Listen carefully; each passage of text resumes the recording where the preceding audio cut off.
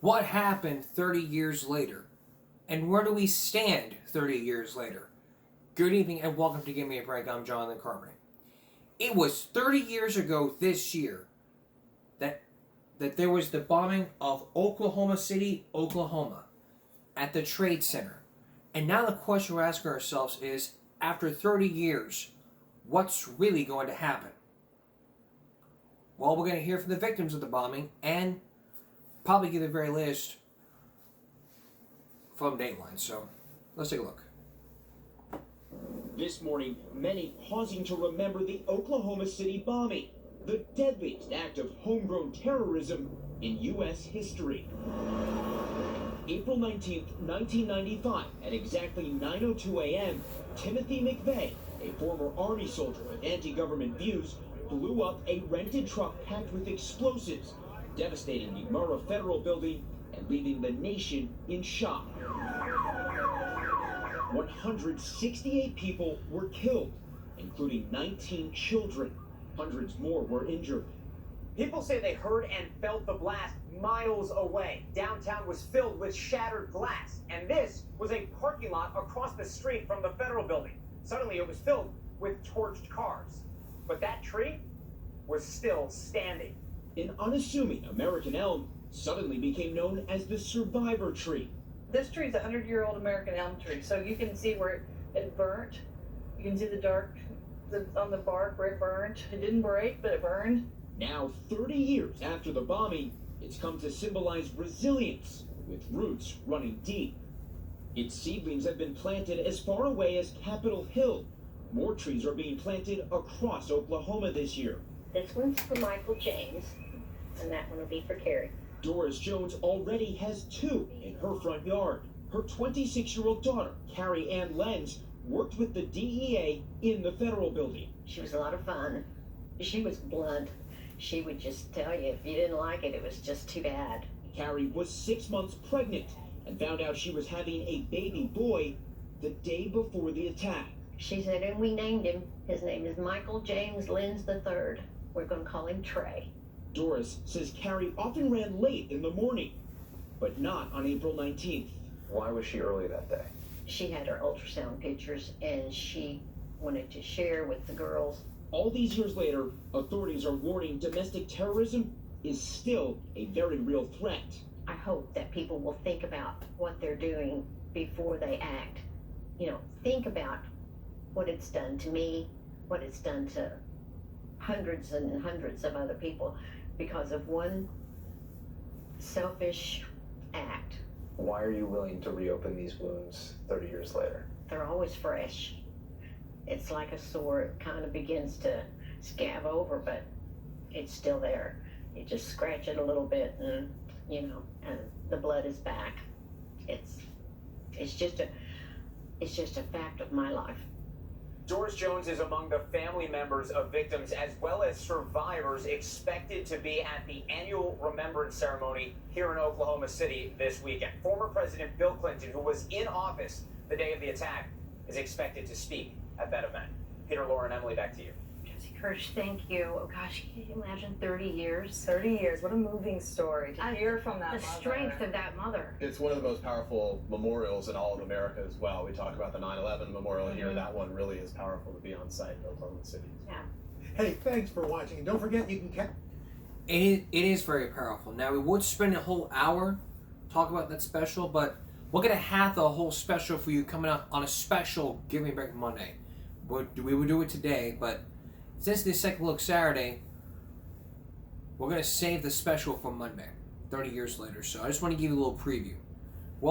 The special we're also going to have is not only Timothy McVeigh's very first interview since that time, we're also going to have for you Timothy McVeigh's sister, who spoke with Jane Pauley back in 1997, expressing her feelings about her brother. Now, there was also James Nichols, the one who was part of the Oklahoma City bombing. No, he wasn't actually part of it. They raided his home in Decker, Michigan, because of like the evidence that was popped up. So first you have Ruby Ridge, then Waco, Texas, And then you have Oklahoma City, basically blaming the government for what they've done.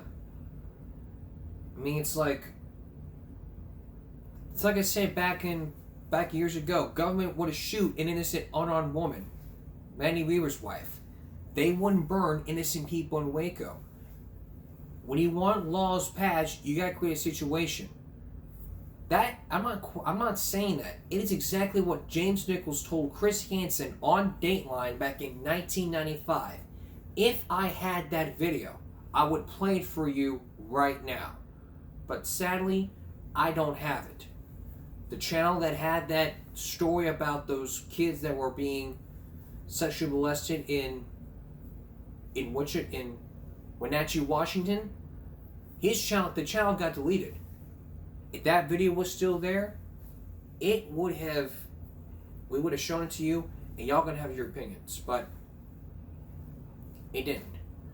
So again, the special edition of Give Me a Break, all about Oklahoma City bombing, is coming up on Monday with interview with Timothy McVeigh and the sister, and where the victim's at 30 years later. Time heals all wounds, but time heals nothing. But this second look will probably not heal the wounds of a beating in a juvenile facility. Next, this officer says that these people claim that the officer in charge beat up juveniles, and the other officers were involved. How come? Sylvia Chase explains. Please stay with us. How much evidence do you need to prove that an officer beat up an inmate? That's what happened in the Rodney King case when 4 police officers decided to beat Rodney up. That's going to be our next second look a bit later. But this is not simply a story about Rodney King. This is a story about a head officer who beat up juveniles. Now, could you ever imagine you witnessing something like this? Would you ever imagine one day as an officer you witnessed your supervisor beating up an inmate, and yet you were told by the officer next to you, don't tell anyone about it. But yet you go behind their backs, hold a news conference, tell them exactly what happened, and they call you the next day, bada boom, you're fired. That's exactly what happened to the officer which you're about to meet. As we first told you last year, these officers told their story, they got fired. And you'll hear from the grand jury who says, after seeing this investigation, he wishes the grand jury would have gotten back together and told what was going on. So, as I first told you, there was common sense raised, but now there's more. Here's Sylvia Chase with our Give Me a Break second look.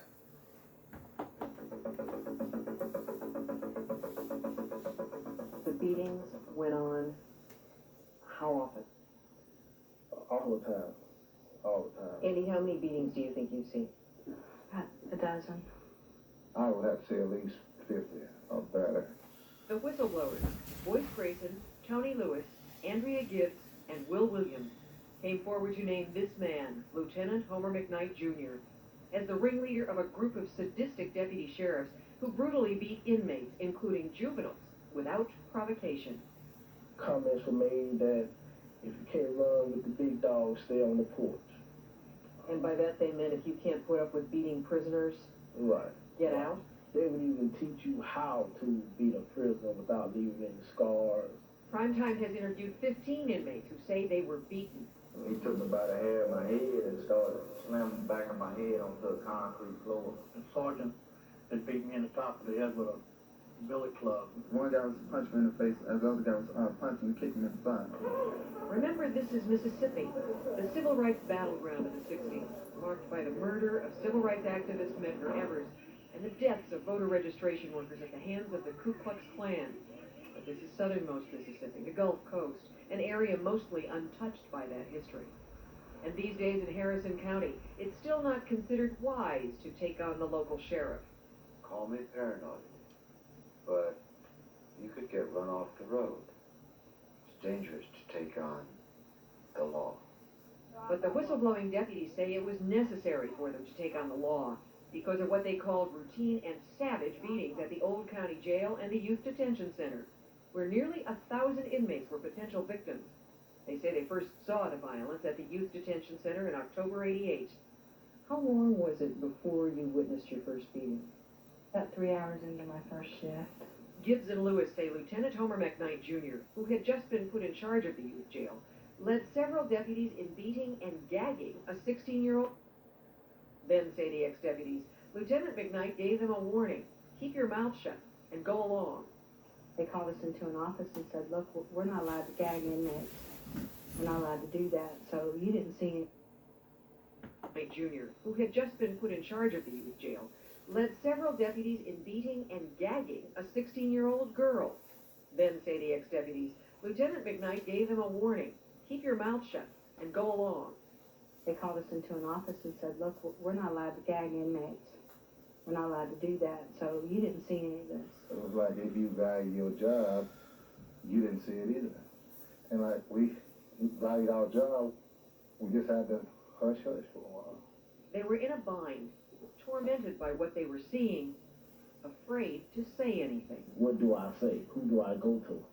You know, my supervisor was the one that's doing most of the beating.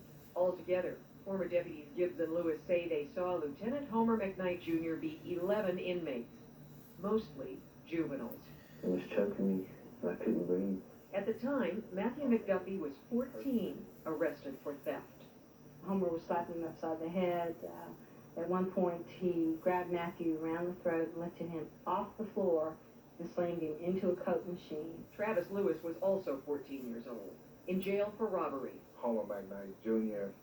grabbed Travis by the throat, slammed him down on the floor. He started kicking me in my back and my rib with his boot as I was laying on the floor.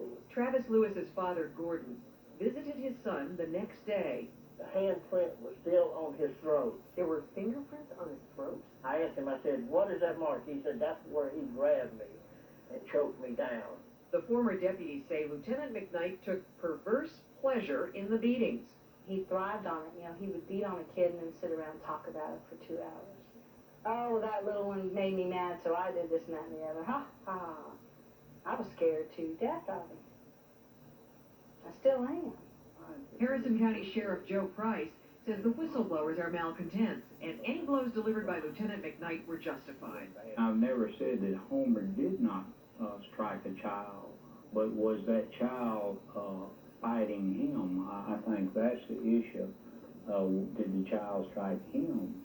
I've talked to 15 who say that there were unprovoked beatings committed on them. Are they all making it up? These are lawbreakers. These are lawbreakers. Why won't they tell you a lie? Sheriff Price also denies that he was warned about Lieutenant McKnight's violence. But Tony Lewis recalls speaking to Price on February 6, 1989. I said, man, y'all don't know what's going on at the detention center. Homer is beating those kids. I said, they are abusing these kids over here. Joe Price told me to my face, Lewis, you got an attitude problem. Feeling that no one within the department cared, by mid-1989, the deputies were finding it harder and harder to keep quiet. As long as I stood there and said nothing, I may as well have been down the hall beating on them and abusing them just the same as everybody else. I was no better than they were. So the deputies called a news conference to tell what they'd seen. The next morning, they were fired. But at least it was out in the open now. There'd be investigation. The deputies were optimistic. I thought that we were formidable. One of us, they could beat us down. 2 of us, yeah. But 4 of us? How could they discredit all 4 of us and ignore all 4 of us? Here's how. There were 4 investigations by the sheriff, a county grand jury, the state attorney general, and the FBI. But it's charged they all amounted to a whitewash. Remember Matthew McDuffie? It was choking me, and I couldn't breathe. Former Deputy Andrea Gibbs says that she witnessed Matthew's beating, but the sheriff's investigator ignored Gibbs and cleared Lieutenant McKnight. Then there was an investigation by the Mississippi State Attorney General. I believe that the children had been killed. I talked to several who said they had been killed. Assistant Attorney General Pat Flynn was in charge, and following an inquiry that took just 2 days, Flynn assured the community that children were in no peril. Why? As far as beating, I think there is a difference between hitting and beating. What is the difference between hitting and beating? I don't think any of the children had any injuries. Now it was the county grand jury's turn to investigate. The grand jury heard from 2 of the whistleblowing deputies and from 13 inmates and ex-inmates who swore they'd been beaten. Several of them named Lieutenant Homer McKnight, Jr.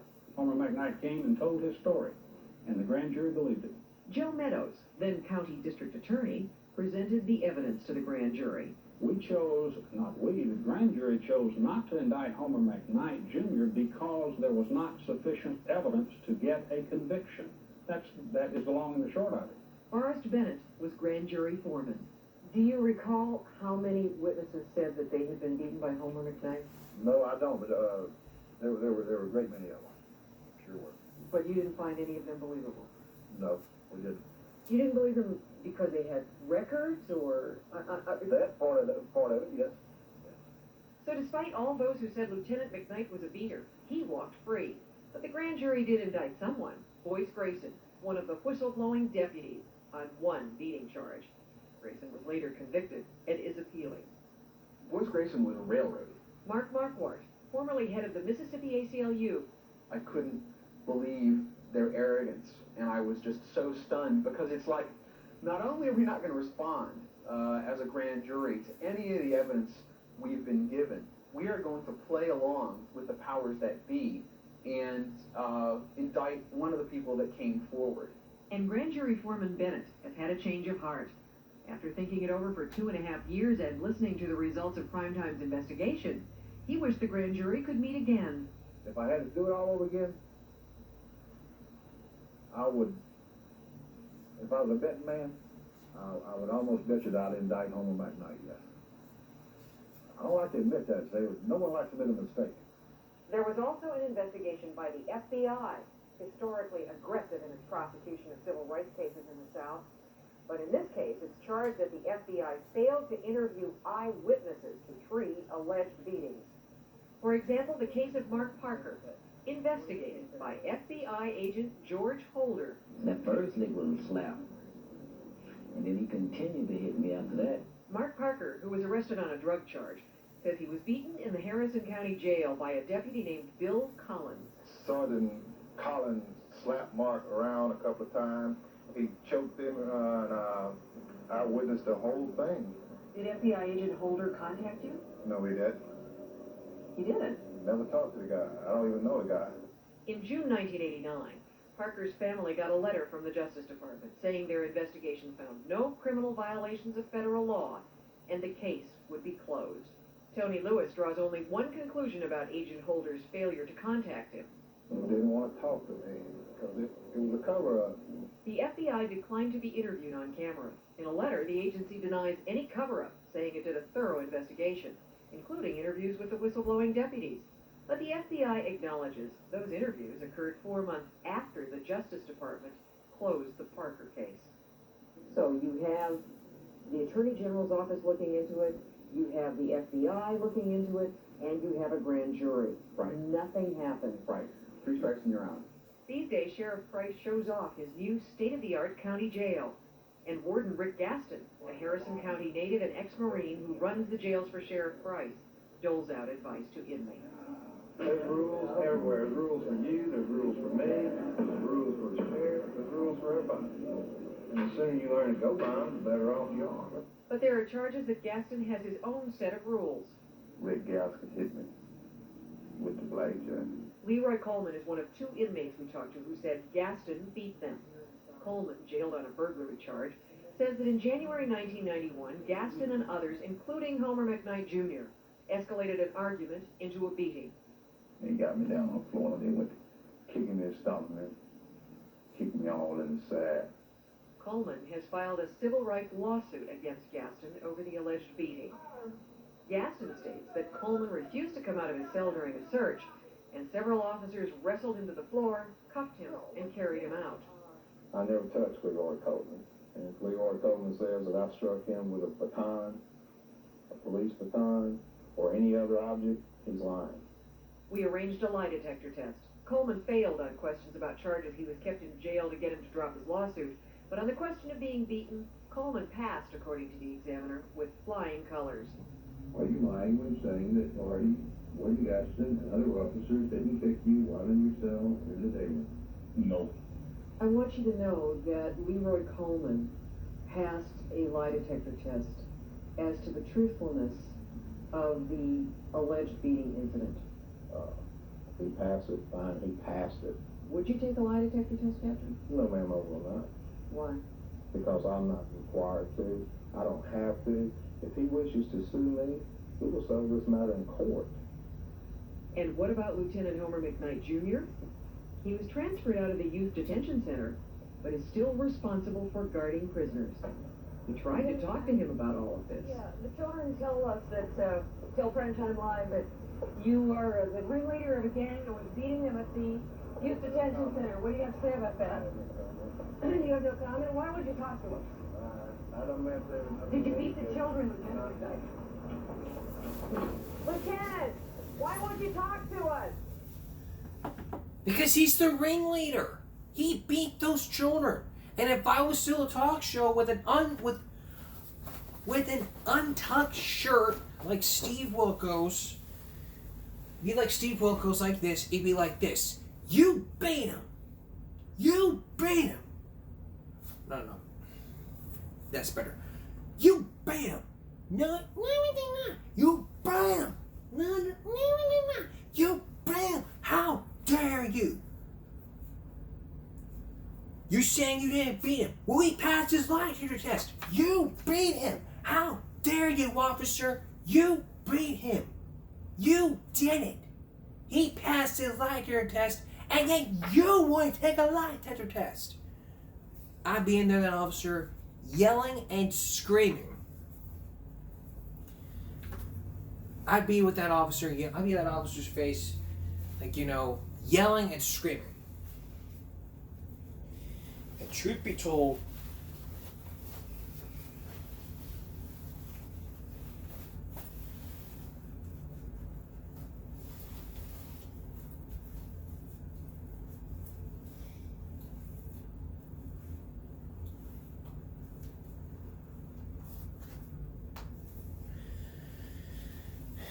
truth be told, all of that would have made a big difference. But what I had to say is that officer, the head officer of the gang, he did. And I didn't say much because I had to waste some common sense. But for the other officer that did, because I'm not required. This officer who said, I'm not required to, I don't have to, he needs to. If I was wearing this was a talk show. 1 second. There we go.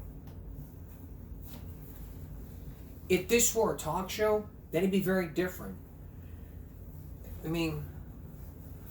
Somebody be like me, I'd have producers telling me, I'd be training producers, hey, if you need to have them required to take a lie detector test. If they don't want to take a lie detector test, it's their choice. Only because they have a medical condition. If they would be required to take a lie detector test, whether they're an officer or not, they're required. If the head police department wants to get involved with me, then our attorney would be able to get in touch with them and say, well, why don't they come forward and say, hey, they did this, they did that. It's happened with Steve Wilkos. One person said, I didn't know they had to take a lie detector test. And he was like, Steve was like, do you want me to bring my producer out here and fire her right now? He was part of it. Let's take a look at the lie detector test once again. Passed, according to the examiner, with flying colors. Are you lying when saying that Marty, Woody Gaston, and other officers didn't kick you while in your cell in the day room? No. But we're going to raise more common sense about this, and we're going to probably reenact about what happened if Homer McKnight Jr. and Gaston took a lie detector test. that when we return. Stay with us. So we just finished watching our second look primetime live story about officers beating up inmates like it was the Rodney King case. There was only one person who took a lie detector test, and that was the prisoner who was beaten up by Officer Gaston. He denies the allegation of beating him up. But he told Sylvia Chase, like, look, I don't have to take a lie detector test. I don't need to. If he wants to claim, we'll settle this. If he wants to, we'll settle this matter in court. That's what they all say. That is definitely what they all would say.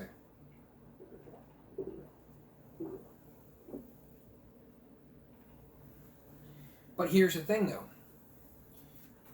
If this were a talk show, I would train all the staff members to say, "Hey, you know, you need to have everybody take a lie detector test. If they say they don't want it, then you gotta pressure them. If they say I have a medical condition, then that's an exception. Saying if you got a medical condition, we can't test you. And also do not take any drugs. No drugs whatsoever. Like if you're gonna come on the show, you don't need to be taking any drugs. Nobody should be taking any drug tests. No one should be taking any drugs. And if the examinee has to make you take a drug test because they're going to give a conclusive result, then it'd be like this.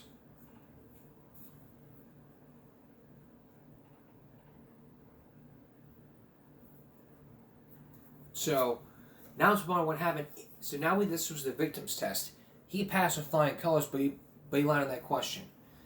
We're going to figure what happens if Homer McKnight Jr. were to take the lie detector test.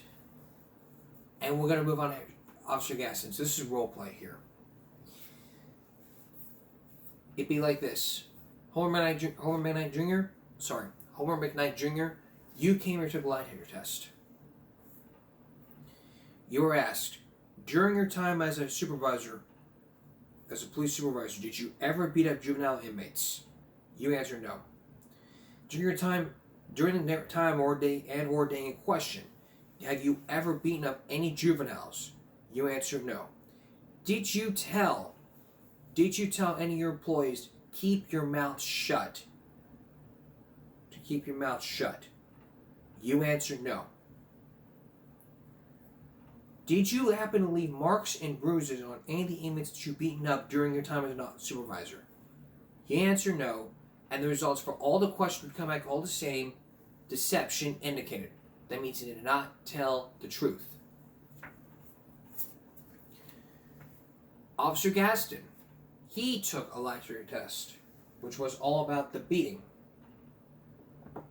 Over the alleged beating.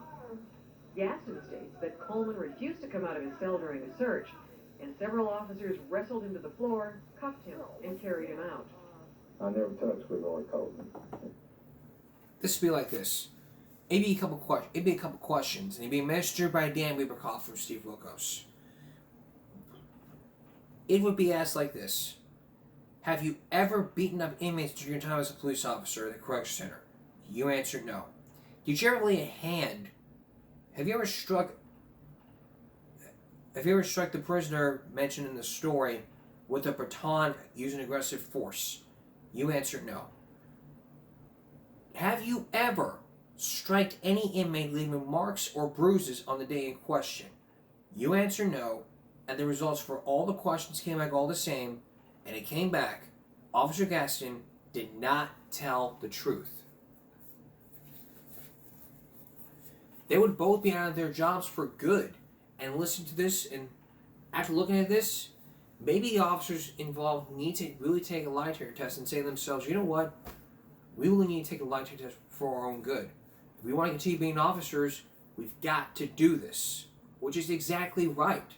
And believe me, you know, I want to go all Steve Wilkos going all, well, how do you do it? Beat up people. People think people think it's like the Rodney King case. Which it isn't. This isn't a Rodney King case. This is not Rodney King. But however, if it was Rodney King, then it'd be a whole different story. This is how I would be.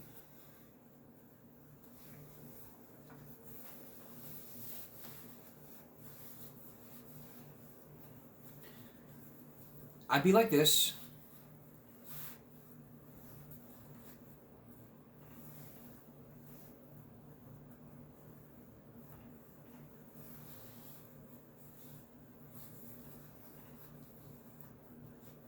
This is how I'd be. I'd be like this. Going all, if you ever feel like you ever need some help, I will get you the help you need to ever prevent this from happening again. And I will help you get your job back. But what I need from you is that, but this comes at a cost. You know, what you need to do is to not ever have this ever happen again. Because if it were to happen again, you'd be right where you are.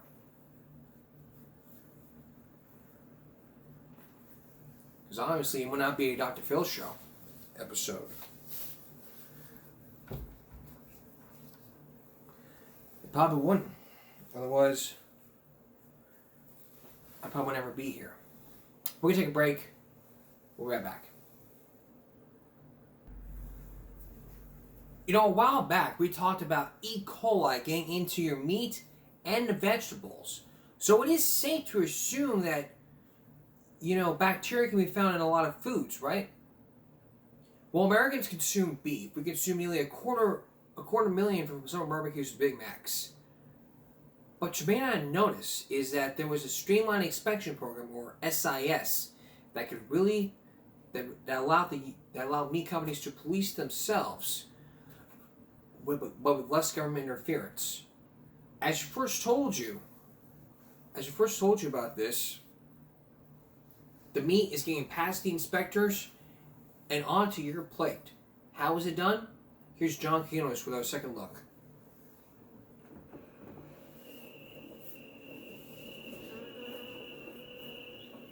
From the dusty plains of Texas to the Rocky Mountains of Colorado, every day 100,000 head of cattle are rounded up and brought to the slaughterhouse to feed America's insatiable appetite for red meat. This year alone, each one of us will eat an average of 67 pounds of beef. The meat industry calls it real food for real people. But a primetime investigation has discovered that beef may pose a real danger to consumers. We went undercover inside the nation's largest slaughterhouses in Texas, Colorado, Kansas, Nebraska. Behind these doors, we found entire sides of beef covered with dirt. Been picked up off the floor. Hairballs mixed in with cuts of meat. And we found this, shotgun pellets buried inside a carcass, all ready for sale to unsuspecting consumers. You're telling me that contaminated meat is getting out to the consumer, and the USDA cannot do anything about it? Our hands are tied. There's not much we can do about it. Steve Cockerham has been a meat inspector with the U.S. Department of Agriculture for 14 years. Now he's blowing the whistle on his government employer because, he says, the health of the nation is at risk. I predict that you will see more cases of food poisoning, people dying, people getting sick from eating contaminated meat. I am furious, absolutely livid that this can be allowed to go on and on. On July 4th, 1987, in Salt Lake City, Sue and Jim Nicodemus's handicapped son, Kip, lapsed into a coma that lasted 5 weeks. He had been sick for about a week leading up to that day. His kidneys were starting to shut down, and we couldn't imagine what was wrong. What was wrong had nothing to do with Kip's birth defect and everything to do with the hamburger he ate just days before he went comatose. Investigators say it was the same batch of beef that killed 4 children and sent 50 other Utah residents to the hospital. It was no isolated incident. Experts say every year, millions of Americans may come down with food poisoning caused by contaminated beef. The problems with inspections began in the mid-1980s when the USDA decided to give the beef industry a break with a program called the Streamlined Inspection System, SIS. The idea is to produce more meat with less government interference. As part of this program, USDA inspectors are basically stepping aside and allowing meat plants to police themselves, to be responsible for their own cleanliness. Well, it may have sounded like a good idea when it all began, but today sources tell Prime Time SIS is little more than a recipe for dirty meat. With this program, there's more contamination than ever before. These men are licensed USDA inspectors, among the dozens of sources we interviewed during our 4-month probe. We took an oath when we took this job to protect the consumer, and we don't feel that the consumer is being protected properly. We investigated every single plant producing meat under SIS, the National Beef Company in Kansas, Monfort in Nebraska and Colorado, and Excel in Texas. Together, these companies produce nearly 20% of our nation's beef. Since none of these slaughterhouses would allow us inside, we applied for jobs and were hired as meat packers. The pictures you're about to see were recorded at 5 different plants with a hidden camera. Our workday starts early. After all, this plant alone will slaughter 5,000 cattle today. By the time the cattle arrive, most are muddied with their own waste. Once inside the plants, our first stop is the floor where the cows are killed. Immediately, we begin to see problems with the government's new inspection system. Take a look at how fast these production lines are moving. Before streamlined inspections, 275 carcasses would roll by these workers every hour. Under SIS, with the companies checking themselves, plants like this one in Colorado process up to 400 cattle an hour. That's one carcass every 9 seconds. Just look at what happens to that 1,000-pound carcass on the left. It falls onto a floor covered with animal waste and blood. Workers are supposed to trim that contamination off immediately. They do not. Instead, they drag it across the floor and then allow it to contaminate other carcasses. Our hidden camera captures the scene again and again. These split sides of beef are picked up off the floor. The dirt is not cleaned off. Instead, they're loaded onto a truck for shipment and delivery, leaving the meat contaminated, possibly for days. Although government inspectors are still expected to check some of the meat, during the week we spend working at this plant in Kansas, we never see a single USDA representative. On one particularly hectic night, however, we do see this. A worker collapses from fatigue and is then rushed to an ambulance. A reminder that this is the most dangerous profession in manufacturing. These are everyday occurrences, things that go on every day. We showed Steve Cockerham, the USDA inspector, our videotape, including perhaps the most graphic example of contamination. While gutting a cow, a Texas worker accidentally cuts its intestines. Animal waste spills out of the carcass and onto the production line. If we see something like that, we should stop the line and make sure that that has been cleaned before the next carcass can come in contact with it. That line was obviously not stopped. No, it's kept moving. And now watch what happens when a worker accidentally ruptures a cow's bladder. The meat is splattered with urine. Can they wash that off?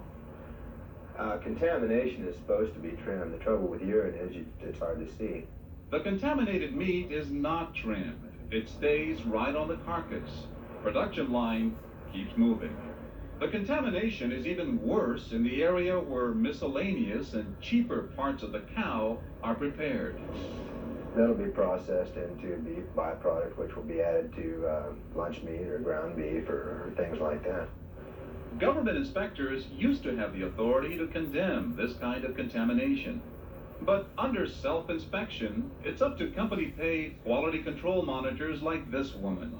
She asked not to be identified, and we changed her voice. When it says ground beef, you don't know where it's coming from. Anything can be in ground beef. She told us she's frequently asked to approve meat that's contaminated with hair and fragments of teeth, beef that should be rejected. Meat companies, she says, are not capable of policing themselves. It's like putting the wolf in the chicken house to guard the chickens. How easy is it to find contamination in beef? Well, Primetime obtained 10 meat samples from slaughterhouses in Texas and Nebraska. We had them analyzed at this USDA-approved laboratory. 7 of the 10 samples tested positive for fecal contamination or bacteria. In the most severe cases, scientists say bacterial contamination can cause anything from blood infections to kidney failure to spontaneous abortions in pregnant women. Dr. Glenn Morris, an expert on food poisoning, says under today's inspections, consumers have little protection against this kind of contamination. They might find out 2 weeks later that a particular batch of beef was contaminated with salmonella. But by that time, that beef is shipped, gone, off to the consumers in supermarkets. But contamination is not always buried in microscopic bacteria. Remember the shotgun pellets? They were found in a piece of round steak that had been inspected and approved by company monitors. This is something that we used to watch for that we can't watch for now under the new program. We tried to interview a number of plant officials, but the National Beef Company never returned our calls. Montford refused to show us their slaughterhouse. So we went to the Excel plant in Friona, Texas, and caught up with plant manager Terry Wilkerson. Mr. Wilkerson, hi. I'm John Quinones from Primetime Live. We have some videotape taken inside your plant that we'd like to show you. We have pictures of cow feces, urine spilled up the carcasses, meat that is not cut off or trimmed off, but sent out for shipment. I understand that, and I appreciate what you've done, but I can't, I've been instructed what I'm supposed to do too. We simply want to know why you allow this kind of contamination to get out. Some of these USDA... These guys need to leave. Okay. You have to leave, guys. What? You have to leave. You have to leave. We're confident, John, that we have the safest food supply in the world. We're confident that we're doing a good job. Dr. Russell Cross is the man in charge of all meat safety and inspection for the U.S. government. We showed him our videotape taken inside the plants. This is one of the carcasses going through, and that's feces that's being washed off. Another carcass comes along, as you can see, and this is what your inspectors call cross-contamination, isn't it? Mm-hmm. We found fecal matter in 3 of our samples. You're telling me the meat is safe? Would you feed it to your family? I won't sit here and tell you that fecal matter in meat is safe, no. How much fecal matter is allowable on our meat? I'm not really sure we have a... How much hair? Don't have the answer to that. How much fragments of teeth? Don't know. I'd have to ask my experts. We then showed Dr. Cross the most obvious example of contamination, the shotgun pellets. How can you let this go past the inspectors? That shouldn't have gone past an inspector, and I would have assumed that our inspector would have found that. Here's something an inspector did find. 53 tons of beef contaminated with plastic shavings from a cutting board. The inspector rejected the meat, but the company went over his head to USDA headquarters in Washington. The agency approved the meat for distribution, complete with plastic shavings.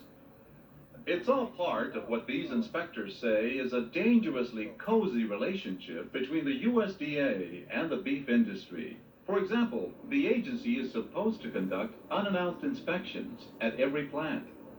They know when there are people coming into that plant. They brought in extra people to clean up, to maintain an appearance that everything was under control. Primetime obtained this in-house memo from one meat company, the Excel plant in Texas. The company alerts its staff to a USDA visit 5 days before the inspectors arrive. Do you conduct surprise visits to these plants? Oh, yes. We have regular visits to all of our plants. Do these people know in advance that you're coming? No. This is an Excel memo that says, schedule good cattle, clean the carcasses. These people know you're going to be there. No comment. How can you conduct surprise visits when these people know you're coming? I had no knowledge of that at all, John. Fact is, even when the USDA does have knowledge of contamination, it doesn't always issue a recall or even a public warning. Remember the bacteria-tainted beef that killed 4 children in Utah? Primetime obtained the minutes from a USDA meeting in which officials decided not to say anything about that contamination because they were worried about bad publicity. Your office did not recall the product because they were worried about publicity? I'm not really aware of that condition at all. I really can't respond. That's what the minutes say. Yeah. As it turned out, after Kid Nicodemus was poisoned, the USDA distributed the bacteria-tainted meat to hundreds of consumers. If someone that was head of a meatpacking company had one of their children go through this, I think they'd look at it a little differently, because they're not dealing with just a profit, they're dealing with lives. As for the USDA inspectors, many of them tell us they no longer eat meat inspected under the new government program. We don't want people to eat what we would eat. You wouldn't eat the product that you're producing No, I would not. yourself? No. No, sir. Some notes now about all of this. The government recently announced that it will review the streamlined inspection system, which covers 20% of our beef, to make sure it's safe. What can you do to protect yourself from contamination? Experts say never eat raw or undercooked meat. Avoid contaminating other foods with juices from raw meat. Carefully check the expiration dates on meat packages. And finally, when you're cooking meat, use a meat thermometer to make sure the internal temperature of the meat is 165 degrees. Which brings us to the point, because y'all are afraid about using those meat thermometers, you just poke it in and you lose all the juice and it gets dry. I'm recommending to you right now that you guys invest in an infrared thermometer. You can go on Amazon, you can go on eBay, you can buy infrared thermometers.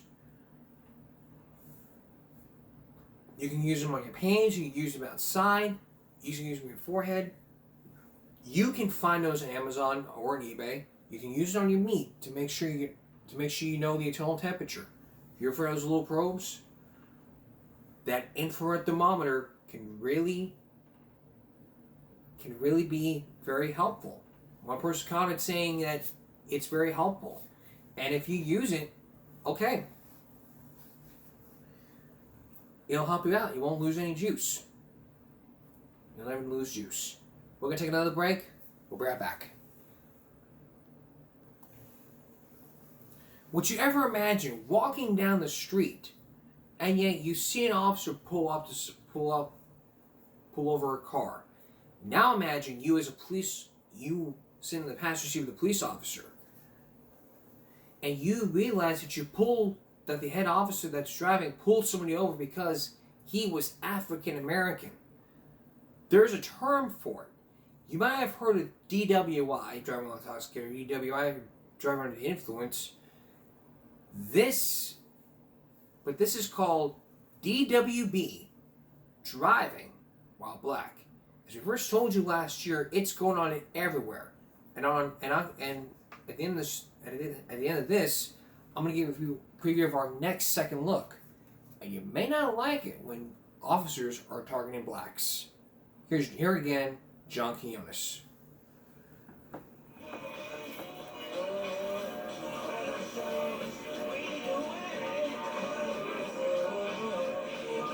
Young black men in an expensive car. Be honest, what do you think? You're seeing a black youth in what you think is a drug dealer's car. They could be up to no good, or simply going to the movies. Is there a problem, officer? Too often, in the eyes of law enforcement, it really doesn't matter. Yo, if you're black, you're guaranteed most of the time to get pulled over if you're in the wrong area at the wrong time. People in the black community say it happens all the time. Motorists stopped by police for little or no reason other than the color of their skin. There's even a term for it. You've heard of DWI, driving while intoxicated. Well, this offense is called DWB, driving while black. How many of you feel that you've been stopped unjustly by police for no reason? Really? At the annual Black Caucus Convention in Washington, D.C. recently, we interviewed people at random, and virtually everyone told the same story. Eventually, I was pulled over. I was not speeding. I was told by the police that I was not speeding. 4 cop cars stopped with sirens blaring. Stop me. If you're dressed a certain way, sometimes it doesn't happen. If I have a suit on, if I'm coming from work, I don't think it'll happen. But if you have a hat on backwards, which sometimes I like to do because it's comfortable, it'll happen. It shouldn't happen. It shouldn't be happening in America in 1996. Charles Ogletree is a law professor at Harvard University. Thank you very much, and good morning. This happened to me. It's happened to my family. It's happened to my colleagues. It's happened to my you? friends. Oh, absolutely.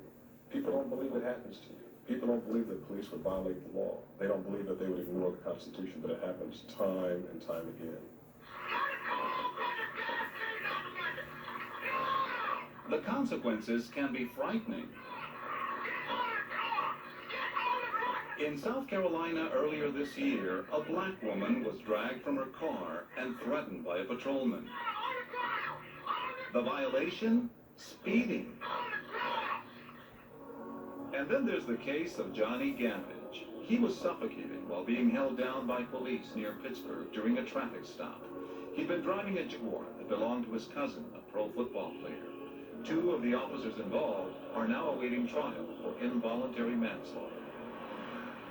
But those are the extreme cases. The more common experience goes largely unnoticed and unrecorded. Usually, that is.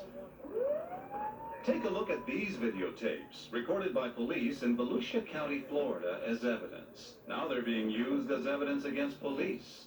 They show hundreds of people being stopped for mainly minor traffic violations. Most of them are black. The reason I stopped is you drove out of your lane. You drove into this emergency lane a little bit. The truck that was in front of you were following it too closely. And the questions often have nothing to do with any traffic violation. What's in South Carolina? Huh? What's in South Carolina? I'm visiting my cousin. Oh, really? How long are you out there for? Where in Fort Lauderdale are you going? Southwest. Oh, really? How long are you down there?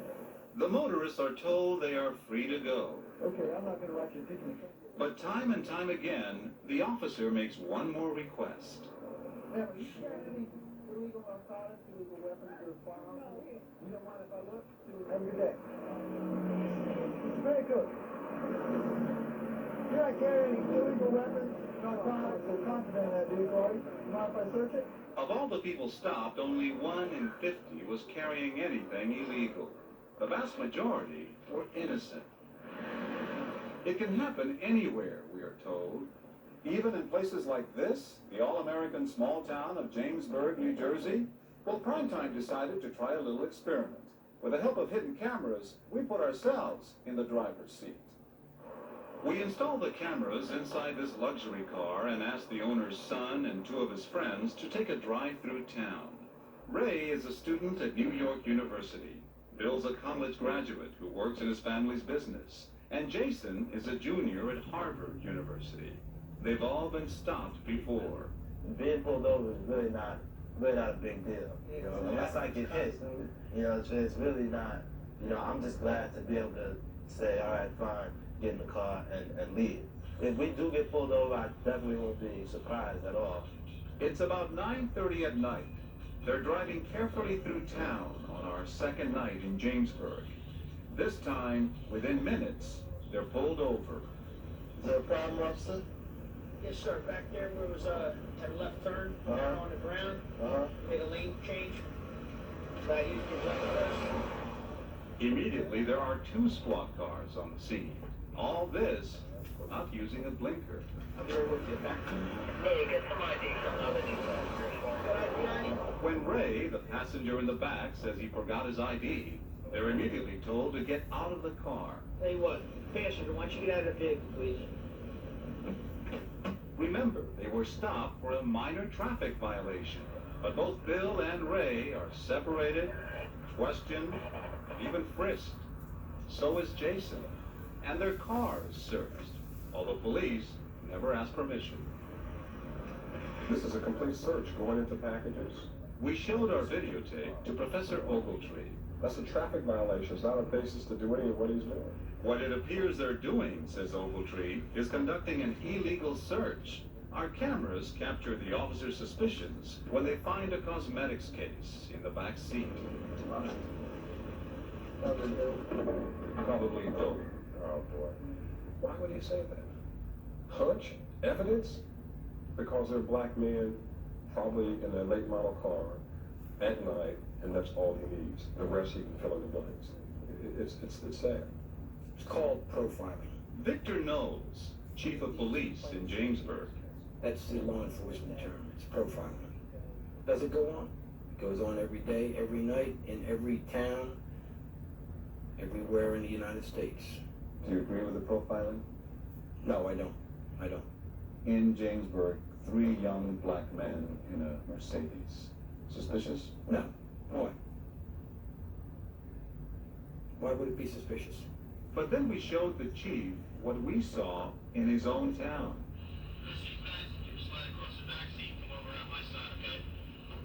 Right.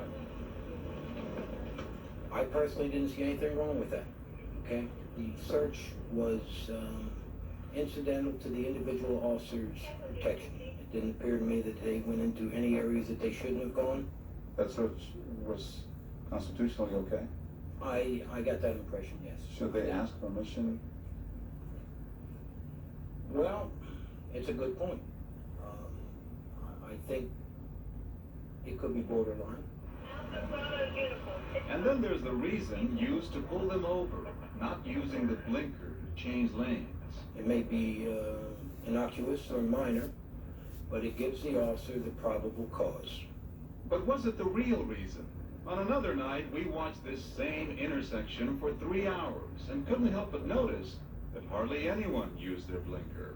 We counted 260 cars at that intersection, and of those, 223 also failed to turn on their blinkers, including 4 police squad cars, by the way. That's not unusual. They weren't pulled over. Okay. I don't have an answer for you. You know, I mean, maybe there's a possibility that this fit the criteria of profiling. And what about the officer's assumption that they were carrying dope, which they weren't? I don't think it was appropriate. These individual officers will be admonished for their conduct pertaining to remarks like that. Certainly, definitely inappropriate. Police departments across the country insist that they don't target anyone because of their race, but no one keeps national statistics. The only figures available are from places where lawsuits have been filed. In Volusia County, Florida, those videotapes show that 62% of the drivers stopped were black. In southern New Jersey, 42%. And in northern Maryland, 72% of those stopped and searched on I-95 were black. Remember, only about 12% of the population is black. But what about those other statistics? The ones showing that blacks are arrested for drug crimes at a much higher rate than whites. Doesn't this mean that maybe the police are justified? Not at all. It becomes, unfortunately, a self-fulfilling prophecy when you start stopping people simply on the basis of race. Some people might say, look, the police are doing the best that they can, so isn't this a small price to pay if you pull over a few innocent people to get drugs off the streets? No, John, because it's not going to get drugs off the street, number one. We know that. And it's not a small price to pay for my dignity and my respect, my self-esteem. As for the 3 young men in our undercover investigation, they were released after 20 minutes of questioning. No ticket, no warning. Any apology for these guys? Police officers don't apologize for doing their job. This is what they get paid for.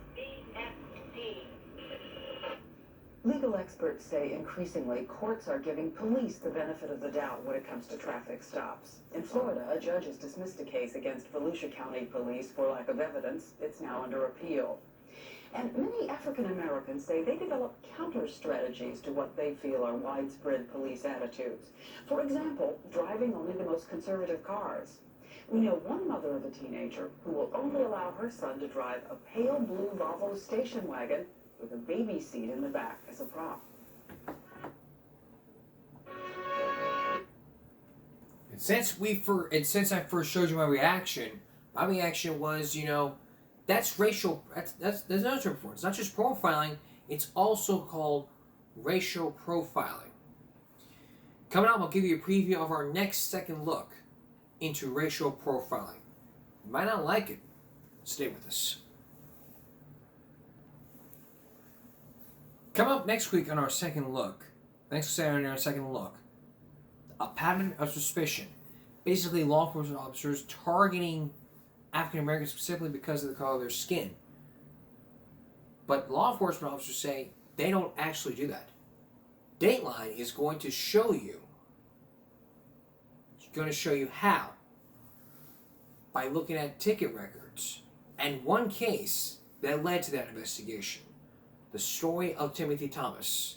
Now, coming up on Monday, a very special Give Me a Break. Like I talked about, Oklahoma, it was this year that Oklahoma City faced a bombing. And where do we stand 30 years later? Ever since. That's come up on Monday. Oklahoma, 30 years later. That's all for this edition of Second Look Saturday. Give Me a Break Saturday going into Sunday. We'll see you again for Give Me a Break Monday. A very special Give Me a Break Monday. Oklahoma City, 30 years later.